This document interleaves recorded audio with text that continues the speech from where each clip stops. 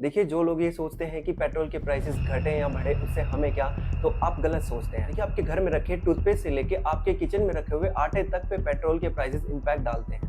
देखिए, क्या कारण है कि इंटरनेशनल लेवल पर क्रूड ऑयल के प्राइसेस गिरने के बावजूद भी इंडिया में पेट्रोल और डीजल के प्राइसेस बढ़ते हैं और वहीं इलेक्शन के आते ही पेट्रोल और डीजल के प्राइसेस 1 या 2 रुपए सस्ते हो जाते हैं। चलिए आज इस वीडियो में जानते हैं कि पेट्रोल के प्राइसेस का असली खेल क्या है और क्यों ये सभी पॉलिटिकल पार्टियां इस मुद्दे को एक साथ मिलकर ज्यादा उठने नहीं देती। जिस पेट्रोल डीजल ने जेब और जीवन दोनों को डावाडोल कर रखा है, महाराष्ट्र के मुंबई में पेट्रोल की कीमत 120 रुपए 50 पैसे प्रति लीटर है। कर्नाटक ने टैक्स कम किया तो बेंगलुरु में पेट्रोल 111 रुपए 7 पैसे का हो गया। मोदी ने इसके आगे ये कहा कि इसके विस्तार में नहीं जाएंगे कि जिन्होंने टैक्स कम नहीं किया उन्होंने कितना कमाया। चलिए आगे बढ़ने से पहले एक बात समझते हैं कि आपकी बाइक और कार में डलने वाला पेट्रोल या डीजल बनता कैसे है। देखिए, पेट्रोल बनता है क्रूड ऑयल से और पेट्रोल ही नहीं, डीजल, केरोसिन ऑयल या अन्य बहुत सारे प्रोडक्ट्स हैं जो क्रूड ऑयल से बनते हैं।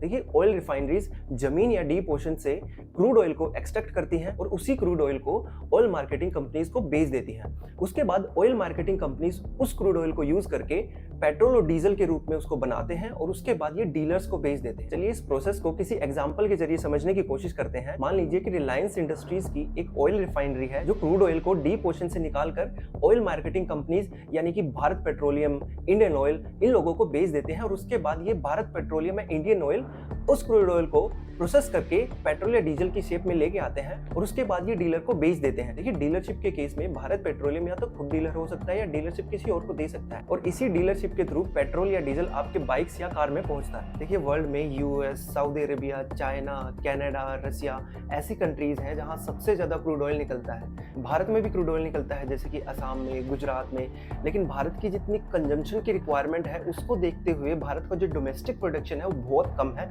और इसी वजह से भारत को क्रूड ऑयल इंपोर्ट करना पड़ता है। देखिए, इंटरनेशनल लेवल पर organisation of petroleum exporting countries के नाम से 13 कंट्रीज का एक ऐसा ग्रुप है जो वर्ल्ड लेवल पर सबसे ज्यादा क्रूड ऑयल प्रोड्यूस करता है और जिसे हम ओपेक के नाम से भी जानते हैं। देखिए, वर्ल्ड में टोटल क्रूड ऑयल प्रोडक्शन का 40% शेयर सिर्फ और सिर्फ इसी 13 कंट्रीज के ग्रुप से आता है। तो जाहिर सी बात है इन्हीं कंट्रियों के द्वारा कोई भी लिया गया मूव ग्लोबल इंडस्ट्री को इम्पैक्ट डालेगा। देखिए, इस ग्रुप को जो बनाने का पर्पस है वो यही है कि ग्लोबल लेवल पर क्रूड ऑयल की डिमांड और सप्लाई का बैलेंस बनाते हुए क्रूड ऑयल के प्राइसेस को कंट्रोल किया जाए ताकि इन कंट्रीज को क्रूड ऑयल के बेस्ट प्राइस मिल पाए। देखिए, इस बात को किसी एग्जांपल से समझने की कोशिश करें तो मान लीजिए कि भारत में सारे किसान मिलके कुछ ऐसा ग्रुप बना लें और ये बोले कि आज से हम अपनी फसल की डिमांड एंड सप्लाई को खुद मैनेज करेंगे और इनके प्राइसेस को कंट्रोल करेंगे। देखिए, बात अगर हम भारत की करें तो भारत में क्रूड ऑयल का डेली कंजम्पशन है 5185 बैरल पर डे और वही बात अगर हम भारत के डोमेस्टिक प्रोडक्शन की करें तो वो है 568 बैरल पर डे। तो इस हिसाब से भारत को अपनी 80 से 90% रिक्वायरमेंट इंपोर्ट के जरिए पूरी करनी पड़ती है और भारत सबसे ज्यादा इंपोर्ट करता है रशिया से। देखिए, आगे बढ़ने से पहले मैं आपको बता दूं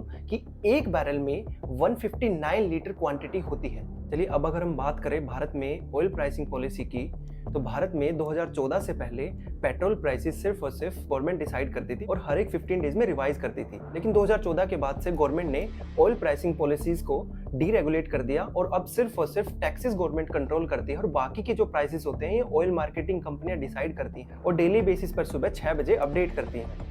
देखिए, भारत में अगर पेट्रोल प्राइस को ब्रेक डाउन करके देखा जाए तो आपको समझ में आएगा कि 105 रुपए पर लीटर बिकने वाले पेट्रोल में से लगभग 49 रुपीज डीलर्स की पॉकेट में जाते हैं और बाकी के जो 56 रुपीज हैं वो सेंट्रल और स्टेट गवर्नमेंट एक्साइज ड्यूटी और वैट के रूप में आप लोगों से कलेक्ट करते हैं। देखिए, जब आप सुनते होंगे कि इंटरनेशनल लेवल पर क्रूड ऑयल के प्राइसेस डाउन हो गए हैं लेकिन भारत में पेट्रोल और डीजल के प्राइसेस अब भी सेम है, तो उसका यही कारण है कि गवर्नमेंट एक्साइज ड्यूटी और वैट को एक टूल के तरीके से यूज करती है और इंटरनेशनल लेवल पर क्रूड ऑयल के प्राइसेस गिरने के बावजूद भी भारत में पेट्रोल और डीजल के प्राइसेस में चेंजेस नहीं आते। देखिए, गवर्नमेंट को अच्छे तरीके से पता है कि पेट्रोल पर एक्साइज ड्यूटी या वैट को कम करने से उनकी वाह नहीं होगी। उनका नाम होगा अगर वो फ्री की चीजें बांटते हैं, फ्री की बिजली देते हैं, लोन माफ करते हैं, फ्री के लैपटॉप बांटते हैं।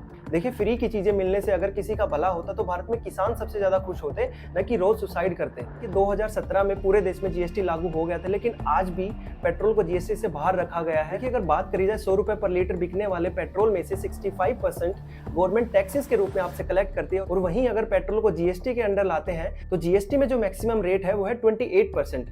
तो कहाँ गवर्नमेंट आपसे 65% कलेक्ट कर रही है, और वहीं अगर पेट्रोल को जीएसटी में लेके आते हैं तो वो मैक्सिमम आपसे 28% चार्ज कर पाएंगे। तो यही कारण है कि आज भी पेट्रोल को जीएसटी से बाहर रखा गया है। वीडियो में बने रहने के लिए धन्यवाद। अगर ये वीडियो आपको अच्छी लगी तो please like, share and subscribe my channel. Thank you so much.